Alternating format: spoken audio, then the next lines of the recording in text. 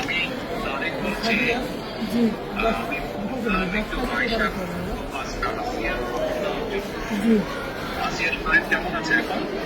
ভালো না, রক্ত ব্লাড দিচ্ছে, ব্লাড দিচ্ছে। আচ্ছা আচ্ছা আচ্ছা আচ্ছা। তো আমি আমাদের ওখানে যারা নেতা কর্মী আছে, বিশেষ করে নয়ন আছে, ওখানে ওকে আমি বলেছি।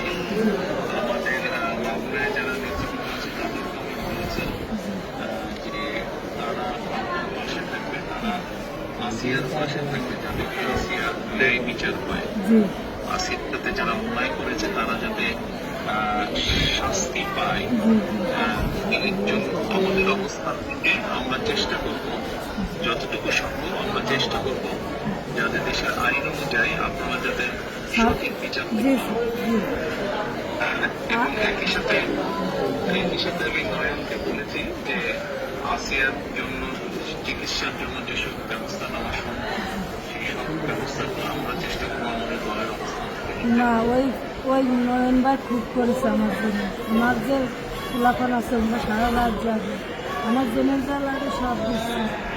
আমরা ওনার নির্দেশে করেছি।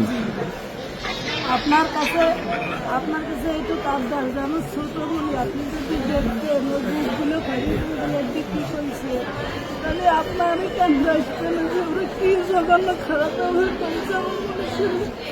আপনার কাছে এইটুকু অনুরোধ যে আমার শাস্তি তো দেবেনি, আর আমার দিকে মনে ক্ষতি করেছে ওরা, একটু আপনার কাছে আবদার চাইবে, একটু হিসাব দিলাম আমি। ইনশাআল্লাহ আমরা আমাদের অবস্থান থেকে আমরা চেষ্টা করবো যাতে আসিয়া ন্যায় বিচার সেই প্রতিষ্ঠা থাকবে।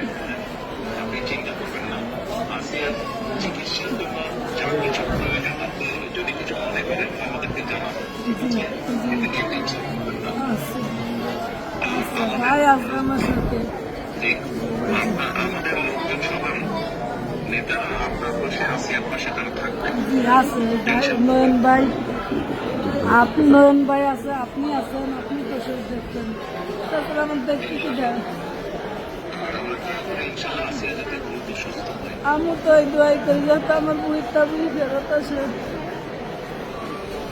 ইনশাআল্লাহ টেনশন করবেন না, চিন্তা করবেন না, দেশের মানুষ আপনার পাশে আছে। দেখতেছি তুমি, আচ্ছা আচ্ছা বল। আর দোয়া করবেন আমার মনে। ইনশাআল্লাহ দোয়া করি ভালো থাকবেন। জি আসসালামু আলাইকুম। জি স্যার, আসসালামু আলাইকুম স্যার। আসসালামু আলাইকুম। আসসালামু আলাইকুম। আব্বা কার সাথে কথা বললেন?